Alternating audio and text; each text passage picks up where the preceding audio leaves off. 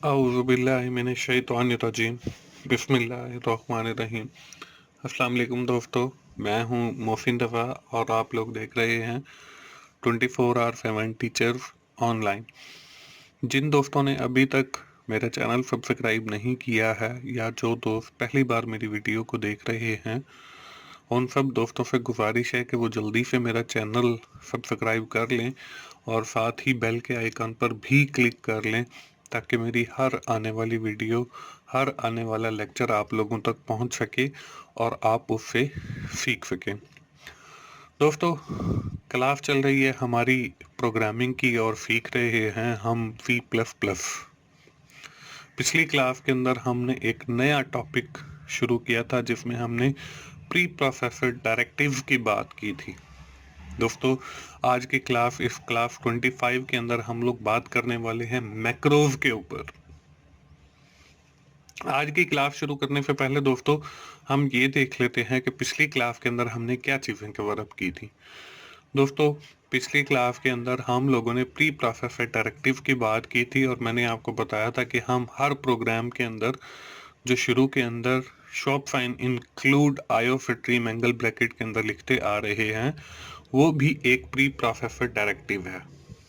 दोस्तों, हाँ, मैंने आपको ये भी बताया था कि हम प्री प्रोसेसर क्यों यूज़ करते हैं, ताकि हमारा जो प्रोग्राम है वो मोर एफिशिएंट हो और उसके अंदर आसानी से हम अगर मॉडिफिकेशन करनी चाहें तो हमें पूरे का पूरा कोड ना पढ़ना पड़े, बल्कि हमने वो जो डायरेक्टिव बनाई है, जो फाइल बनाई है, उसके अंदर जाकर सिर्फ चेंज करें तो हमारा प्रोग्राम मॉडिफाई भी हो जाए। दोस्तों, मैंने आपको प्री प्रोसेसर डायरेक्टिव की जो है ये भी बताया था कि हम उनको अपने प्रोग्राम के अंदर इंक्लूड कैसे करते हैं।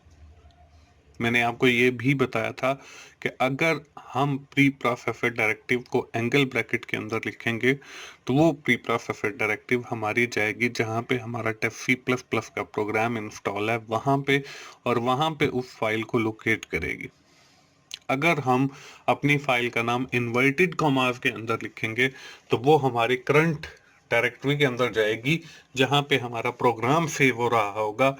वहां पे जाने के बाद वो उस फाइल को लोकेट करेगी और before compiling our whole program, first of all they compile the preprocessor directive. वो उस फाइल के अंदर जो सोर्स कोड लिखा हुआ पड़ा है, जो कोड, वो उसको एग्जीक्यूट करेगी या कंपाइल करेगी और फिर हमारे बाकी के प्रोग्राम या कोड को कंपाइल करेगी।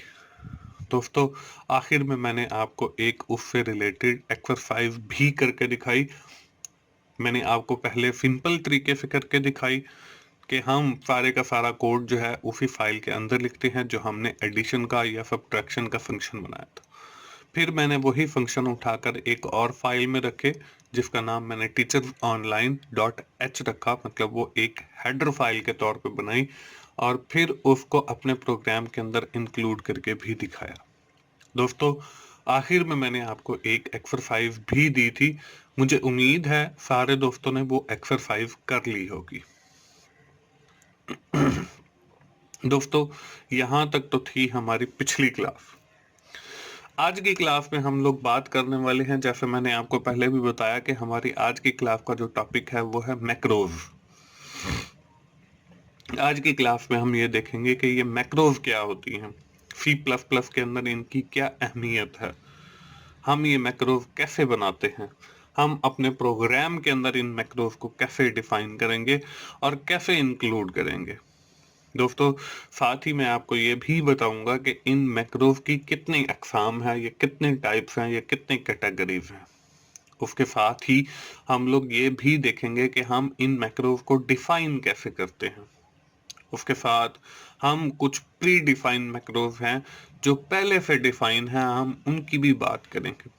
आखिर में जैसे हमारी हस्ब रिवायत कि एक प्रोग्राम में लिख कर दिखाता होता हूँ, उससे रिलेटेड जो हमने पढ़ा होता है तो वो प्रोग्राम भी देखेंगे और आखिर में आपको एक एक्सरसाइज भी दूंगा ये देखने के लिए कि आपको ये प्रोग्राम या लेक्चर समझ आया है या नहीं आया। तो चलिए बढ़ते हैं हम अपने आज की क्लास की तरफ और देखते हैं कि मैक्रोज होती क्या है। दोस्तों, हमने इससे पहले बात की प्री प्रोसेसर डायरेक्टिव की। सेम बिल्कुल वही चीज है, थोड़ा सा फर्क है कि हम प्री प्रोसेसर डायरेक्टिव के अंदर एक और फाइल बनाते हैं जिसको हम .h के नाम से सेव करते हैं, और वो फाइल हम फिर अपने उस प्रोग्राम के अंदर इंक्लूड कर लेते हैं। दोस्तों, मैक्रो क्या है? Macros are piece of code. ये भी एक पीस ऑफ कोड है in a program which is given some name. हम उसी प्रोग्राम के अंदर लिखते हैं और उसको हम कोई ना कोई नाम देते हैं। अब देखें, हमने जो प्री प्रोसेसर डायरेक्टिव पढ़ा है उसके अंदर हम लोग जो है वो पीस ऑफ कोड किसी और फाइल के अंदर लिखते थे, लेकिन अगर हम मैक्रोज की बात करें तो उसके अंदर हम वो पीस ऑफ कोड जो है उसी प्रोग्राम के अंदर लिखते हैं।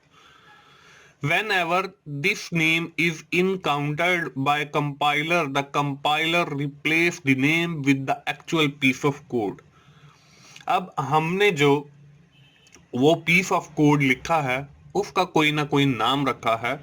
जब भी कंपाइलर उस नाम पर आएगा तो वो उसको एक्चुअल कोड जो हमने उसके साथ अटैच किया है उसके साथ रिप्लेस कर देगा।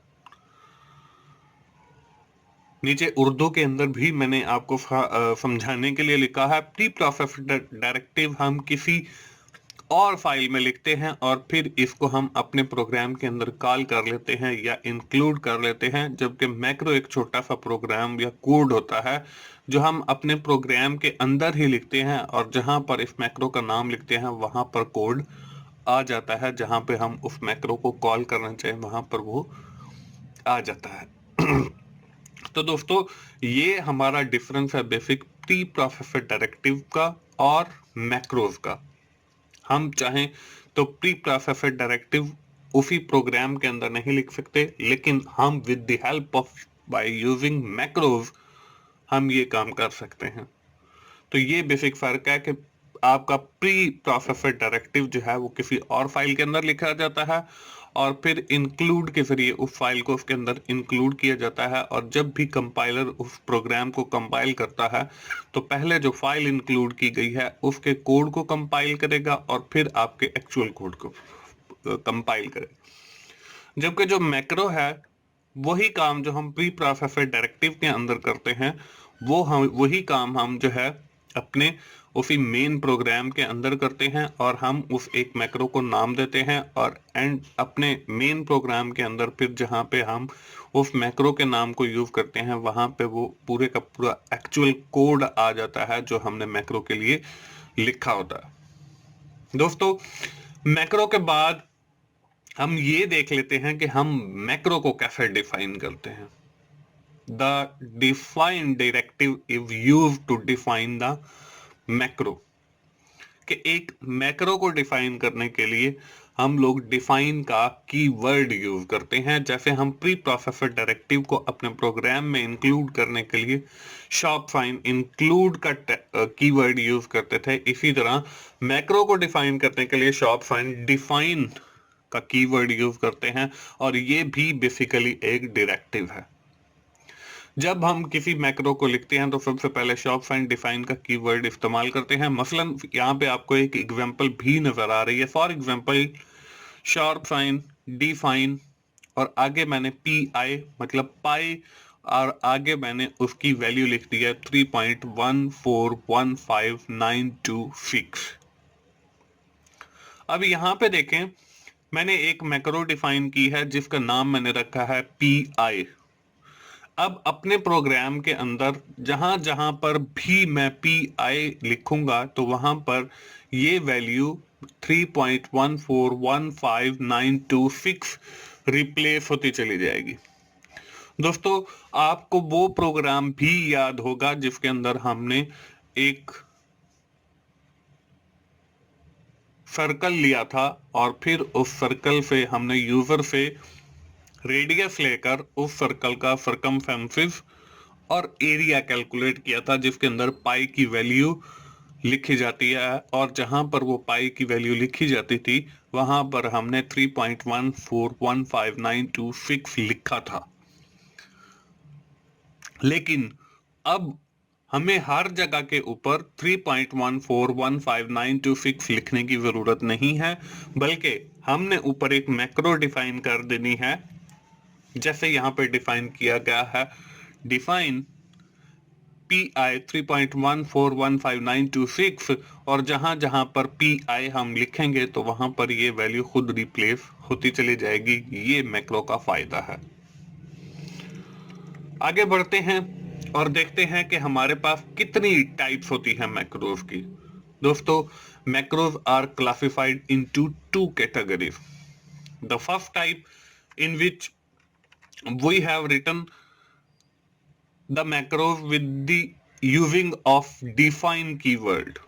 पहले टाइप के अंदर हम जो मैक्रो बनाते हैं वो हम यही लिखते हैं शार्प फाइन डिफाइन का कीवर्ड, और आगे उस मैक्रो का नाम लिखते हैं और मैक्रो का नाम लिखकर वो हमारी मैक्रो बन जाती है।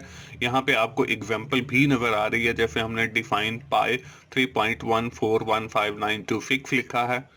इसी के अंदर हम इसी तरह डिफाइन का कीवर्ड यूज करके इसकी मैक्रो बना लेते हैं। अब जो दूसरी कैटेगरी आ जाती है वो हमारी आ जाती है second type of macros take argument it also called parameterize macro. ये बिल्कुल जैसे हम एक फंक्शन बनाते हैं ना, वैसे ही है कि हमने फंक्शन की तरह एक मैक्रो बनानी है और फिर उसकी जो हमारी ब्रैकेट्स हैं उसके अंदर हम कुछ पैरामीटराइज भी दे सकते हैं। हमने अगर दो वेरिएबल उसको पास किए हैं तो नीचे जाके हम दो वेरिएबल यूज कर सकते हैं। इसको हम पैरामीटराइज्ड मैक्रो भी कहते हैं। इसकी मिसाल भी दोस्तों आपको स्क्रीन पर नजर आ रही है। अगर हमने स्केयर लेना है तो हम क्या करेंगे, यहाँ पे देखें, वो डिफाइन का कीवर्ड तो यूज किया जाएगा। अब मैक्रो का नाम हमने स्केयर रख दिया और उसको वैल्यू दे दी है एक्स। अब ये जो वैल्यू है इसको हम पैरामीटर कहते हैं, ब्रैकेट के अंदर जो लिखी हुई है। और फिर हमने आगे जो स्केयर कैलकुलेट होना है वो लिख दिया है कि x मल्टीप्लाई बाय x, तो उससे हमारा स्केयर आ जाएगा। तो दोस्तों, हमारे पास मैक्रो के लिए ये दो टाइप्स हैं या दो कैटेगरीज हैं। एक जिसके अंदर हम डिफाइन का कीवर्ड यूज करके मैक्रो का नाम लिखते हैं और वैल्यू असाइन कर देते हैं, और दूसरी उसमें हम डिफाइन का कीवर्ड तो लिखते हैं लेकिन ये हमारी बिल्कुल फंक्शन की तरह है और उसके अंदर हम पैरामीटर पास करते हैं जिसको हम पैरामीटराइज्ड मैक्रो भी कहते हैं। और यहाँ पे एग्जांपल दूसरी के अंदर आपको वो चीज मैंने करके भी दिखा दी है। दोस्तों, आगे बढ़ते हैं और देखते हैं कि हमारे पास कुछ प्री डिफाइन, मतलब पहले से डिफाइन कुछ मैक्रोज अवेलेबल हैं जो सिर्फ हम यूज करके उनसे आउटपुट ले सकते हैं। यहां पे लिखा भी हुआ है, the following macros name are always define. ये पहले से डिफाइन शुदा हैं। They all begin and end with 2 underscore. आपको शुरू में हर मैक्रो के सामने 2 अंडरस्कोर नजर आ रहे हैं और फिर हर मैक्रो के इख्तिताम पर भी आपको 2 अंडरस्कोर नजर आ रहे हैं। और हमने जब भी इन प्री डिफाइंड मैक्रोज को अपने प्रोग्राम के अंदर इस्तेमाल करना है तो वहां पर भी हमने यही चीज फॉलो अप करनी है कि हम सबसे पहले 2 अंडरस्कोर लगाएंगे और फिर उस मैक्रो का नाम लिखेंगे और फिर 2 अंडरस्कोर लगाएंगे तो हमारी वो मैक्रो बन जाएगी। अब यहाँ पे देखें, डिटेल के अंदर है, फर्स्ट है, हमने 2 अंडरस्कोर लगाए, लाइन लिखा, फिर अंडरस्कोर लगाए। ये क्या करेगा, जब हम इस मैक्रो को यूज करेंगे, integer value representing the current line in the source code file being compiled. जहां पर हम ये वाले मैक्रो यूज करेंगे तो वो हमें लाइन नंबर रिटर्न करेगा। आगे फाइल की एक मैक्रो है, इसके भी शुरू में अंडरस्कोर है डबल और आखिर में भी। A string literally containing the presumed named of the source file being compiled। ये हमें उस फाइल का नेम रिटर्न करेगा जिस नाम से हमने फाइल सेव की होगी। उसके बाद डेट की मैक्रो है, A string literally in the form of month, date, year containing the date in which the completion process began। कि हमें वो डेट रिटर्न करेगा जिस डेट को हमारी फाइल कंपाइल हुई है। उसमें मंथ होगा सबसे पहले, फिर डेट होगी और फिर ईयर होगा। उसके बाद टाइम की मैक्रो है, factoring literal in the form of hours, minute and second containing the time at which compilation process begin। जब हमारी वो कंपाइल हुई उस टाइम को रिटर्न करेगा। तो ये दोस्तों हमारी कुछ प्री डिफाइंड मैक्रोज हैं। इसके अलावा और भी हैं। फॉर द टाइम बीइंग आप सिर्फ ये देख लें कि हमारे पास जो प्री डिफाइंड मैक्रोज हैं वो कैसी होती हैं, और उसमें जो मोस्टली यूज की जाती हैं वो मैंने आप लोगों से शेयर कर दी हैं। इसके अलावा और भी हैं, तो आप लोग गूगल कीजिए और वहां पे देखिए कि प्री डिफाइंड मैक्रोज और कौन कौन सी हैं। चलते हैं जी अपने हम आज के सैंपल प्रोग्राम की तरफ। और यहाँ पे सैंपल प्रोग्राम आप लोगों की स्क्रीन के ऊपर नजर आ रहा है। Write a C++ program in which you have to print the following on the computer screen. आपने ये जो नीचे चीजें दी गई हैं वो कंप्यूटर स्क्रीन के ऊपर प्रिंट करनी है, जिसमें आपके पास टाइम है, डेट है, लाइन नंबर है और फाइल का नाम है। और नीचे एक हिंट दिया हुआ है, use the predefined macros to perform this task. हम इसके लिए प्री डिफाइंड मैक्रोज का इस्तेमाल करेंगे। तो चलिए जी, हम आज के अपना ये सैंपल प्रोग्राम लिखने के लिए मैं स्टार्ट के बटन पे क्लिक करता हूं और डेव C++ पे क्लिक करता हूं, और यहां से फाइल के नीचे जो न्यू का मेन्यू है वहां से हम एक न्यू फाइल ले लेते हैं। यहाँ पे वही शुरू में हम शॉप साइन इंक्लूड और एंगल ब्रैकेट के अंदर हम लिखेंगे आयो फैक्टरिंग, और फिर हमारा वही यूजिंग नेम स्पेस और FTD। और इस प्रोग्राम को शुरू करने से पहले इसके मैं कमेंट डाल देता हूँ, this program print the date time और line number and file name by using macro. कि हम मैक्रोज को यूज करके डेट प्रिंट करेंगे, फिर टाइम प्रिंट करेंगे, फिर लाइन नंबर प्रिंट करेंगे और फिर फाइल का नेम। हम इस प्रोग्राम को सेव कर लेते हैं जी डेस्कटॉप के ऊपर, और इसका नाम हम रख लेते हैं जी लेक्चर नंबर 25। कि हमारा ये जो लेक्चर है ये 25 है। उसके बाद हम लोग यहाँ पे वही हमारा जो मेन फंक्शन है हम मेन फंक्शन लेंगे और उसके साथ ये उसकी बॉडी आ गई। अब सबसे पहले हम प्रिंट करते हैं जी डेट। यहाँ पे print date by using macro. हमने मैक्रो यूज करके वो डेट प्रिंट करनी है, और उसके लिए हम डबल जो है अंडरस्कोर लगाएंगे और डेट लिखेंगे और फिर डबल अंडरस्कोर लगाएंगे। ये मैंने यहाँ पे एक कमेंट में भी डाल दिया है कि जब हम इस कोड को दोबारा देखें तो हमें समझ आ जाए कि हमने क्या किया। यहाँ पे हम लिखेंगे C out less than the current date of the system is, और यहाँ पे हम सेमीकोलन लगाएंगे और फिर हम सी आउट लेस देन, और यहाँ पे हम वो मैक्रो यूज करेंगे जिसको हमने डेट के लिए लिखा, और फिर सेमीकोलन लगाएंगे। मैं इस प्रोग्राम को सेव करता हूँ। सेव करने के बाद हम इसको करते हैं जी कंपाइल करते हैं। कंपाइल करने के बाद देखा यहाँ पे एरर भी 0 है, वार्निंग भी 0 है। हम इसको करते हैं रन। जब हमने रन किया तो यहाँ पे देखें आपको जो दे है यहाँ पे the current date of the system is December 30, 2019। अब ये वो हमें वो डेट प्रिंट करके दे रहा है जो इस वक्त हमारे सिस्टम की मौजूदा है। अगर टास्क बार के अंदर आपको राइट साइड के ऊपर देखें यहाँ पे मंडे 30 दिसंबर 2019 आ रही है, वही डेट जो है इसने यहाँ पर हमें प्रिंट करके दे दी है।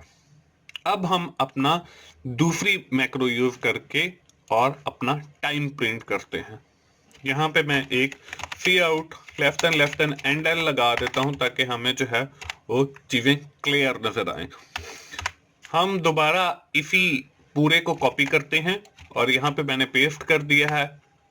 यहाँ पे लिखते हैं प्रिंट डेट की बजाय अब टाइम कर दिया है, और इसके लिए जो हम मैक्रो यूज करेंगे वो भी टाइम वाली करेंगे ताकि हमारा जो है वो टाइम प्रिंट हो, TIME टाइम।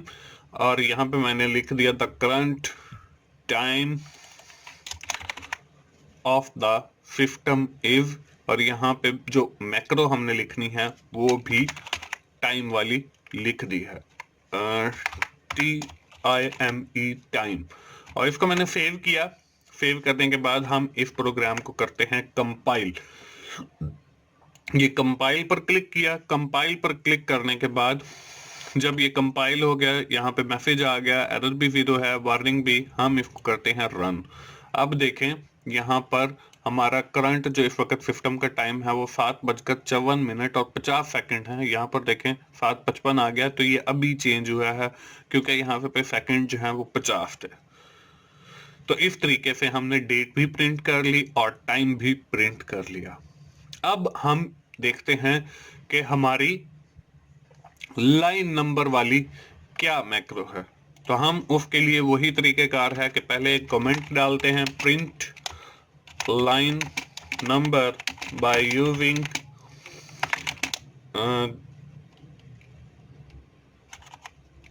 Line macro. और इसको हमने फिर सी आउट लेफ्ट देन और यहाँ पे लिखा द लाइन नंबर इज, और फिर हमने सेमीकोलन डाल दिया। और फिर हमने वो मैक्रो यूज करनी है, सी आउट लेफ्ट देन और फिर लाइन के लिए लाइन वाली हमने मैक्रो यूज की विद डबल अंडरस्कोर और फिर सेमीकोलन डाला, और आखिर में हम सी आउट और लेफ्ट देन एंडल यूज कर लेते हैं ताकि हमारी सारी चीजें जो है वो हमें ठीक नजर आए। सेव किया और यहाँ पे हमने इसको कंपाइल द लाइन, हमने इन्वर्टेड कॉमा यहाँ पे बल्कि बता भी रहा है मिसिंग इन्वर्टेड कैरेक्टर, तो आपने यहाँ पे इन्वर्टेड कॉमा हमने मिस कर दिए हैं। इसको दोबारा सेव किया, कंपाइल किया। कंपाइल करने के बाद जब वार्निंग और एरर हमारे पास 0 आ गया तो हमने इसको रन किया। अब यहाँ पे देखें हमारे पास जो है the current date is 30, time जो है वो हमारे पास 7:56 है, यहाँ पर भी 7:56 है, और the current line number is हमारा जो है वो 20 है, जहाँ पे हमने वो लाइन वाली मैक्रो यूज की है। आप इस अगर प्रोग्राम को देखना चाहें तो ये हमारी लाइन नंबर 20 है जिसके ऊपर हमने ये लाइन वाली मैक्रो यूज की हुई है। तो जहां पर हम लाइन वाली मैक्रो यूज करेंगे उसने हमें वो लाइन नंबर रिटर्न करना है। तो ये हो गई हमारी लाइन नंबर वाली मैक्रो। उसके बाद है फाइल नेम वाली। अब देखें हमने जब इस फाइल को सेव किया था तो वो हमने उसका नाम रखा था लेक्चर नंबर 25। अब हम अपनी फाइल वाली मैक्रो यूज करते हैं और देखिएगा कि हमें वो कौन सा नेम रिटर्न करता है। तो हम यहाँ पे जो है वही एक कमेंट डालते हैं। सबसे पहले print file name by using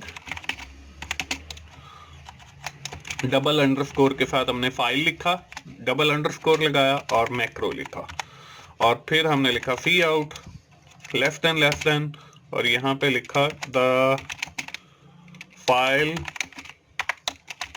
name is, और हमने सेमीकोलन लगाया और यहाँ पे हमने यूज करनी है मैक्रो।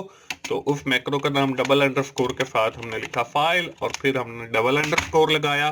तो इस तरीके से हमारी वो मैक्रो लिखी गई और फिर हमने स्पेस डालकर जो है वो सेमीकोलन लगाया, और सेमीकोलन लगाने के बाद फिर हम सी आउट लेफ्ट देन और ये हमने लिखा जी यहाँ पे एंडल। एंडल हम इसीलिए यूज करते हैं ताकि हमारा जो प्रोग्राम है वो हमें क्लियर नजर आए, और एंडल जो है वो लाइन ब्रेक के लिए यूज किया जाता है, एक लाइन से दूसरी लाइन में जाने के लिए। इस प्रोग्राम को हमने सेव किया। सेव करने के बाद चलिए जी हम इसको कंपाइल करते हैं, और कंपाइल करने के बाद जब हमारे पास एरर भी 0 और वार्निंग भी 0 आ गया तो हम इसको करते हैं रन। तो यहाँ पे देखें हमें जो है वो करंट डेट में 30/2019 दे रहा है, करंट टाइम दे रहा है, लाइन नंबर दे रहा है, और फाइल नेम जो है यहाँ पे देखें जो फाइल हमारी पूरी जहाँ पे सेव हुई है वो पाथ भी दे रहा है कि सी है कॉलन /user /right आपकी डेस्कटॉप /lecture नंबर 25 डॉट उसकी एक्सटेंशन भी हमें बता रहा है CPP है। तो इस तरीके से दोस्तों हम लोग मैक्रोज का यूज करके बहुत अच्छे इंस्ट्रक्टिंग काम जो है, बहुत इंटरेस्टिंग फीचर जो है with the help of using macros perform कर सकते हैं। दोस्तों ये थी हमारी आज की क्लास, और आज की क्लास खत्म करने से पहले आपको आपकी एक्सरसाइज जो है वो आपको आपकी कंप्यूटर स्क्रीन पे नजर आ रही है, जिसके अंदर आप जल्दी से अपनी अपनी नोटबुक उठाइए और इसमें नोट कीजिए कि आपकी एक्सरसाइज क्या है, और फिर उसे अपने डेव C++ के प्रोग्राम के अंदर लिखने की कोशिश कीजिए। Write a C++ program in which you have to calculate the diameter, circumferences and area of the circle and display the result। ये एक्सरसाइज हमने पहले भी की थी पिछले कुछ जब हम शुरू के लेक्चर्स कर रहे थे, आई थिंक 6वां या 7वां लेक्चर था, उसके अंदर ये एक्सरसाइज मैंने आपको दी भी थी। But the radius is get from the user, आपने इसके अंदर जो रेडियस है वो गेट करना है यूजर से by using the cin keyword and define a macro, और फिर आपने एक मैक्रो डिफाइन करनी है with the name of pi value like that, और फिर आपने उसको वैल्यू फाइन करनी है पाई की, वो ऐसे डिफाइन करनी है। यहाँ पे देखें शॉप फाइंड डिफाइन, ये मैंने आपको एक हिंट दे दिया है पाई, और आगे उसकी जो भी वैल्यू है वो आपने लिखनी है 3.1496 मैंने लिख दी है, लेकिन जो एक्चुअल पाई की वैल्यू है आप लोगों ने वो यहाँ पे लिखनी है।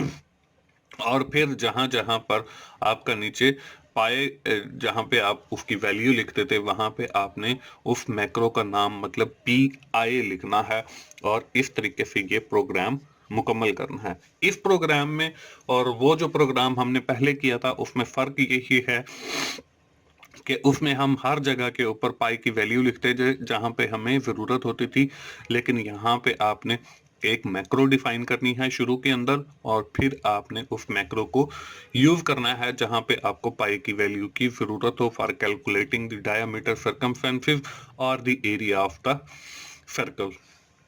दोस्तों ये थी हमारी आज की क्लास।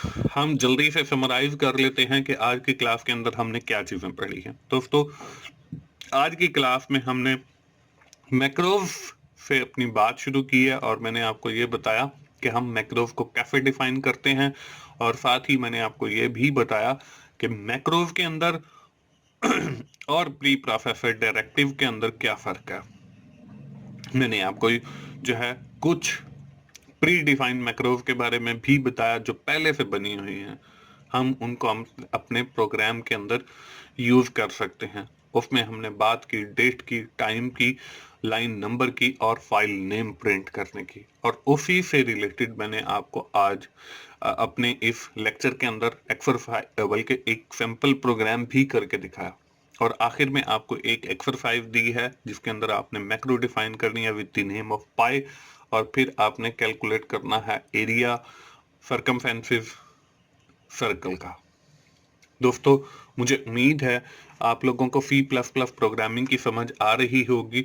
दोस्तों अगर आपको मेरी वीडियो अच्छी लग रही हैं तो आप लोग उन्हें लाइक कीजिए, अपने दोस्तों से शेयर कीजिए, और कमेंट की सूरत में अपना फीडबैक दीजिए ताकि मैं वीडियोस को और ज़्यादा इम्प्रूव कर सकूं।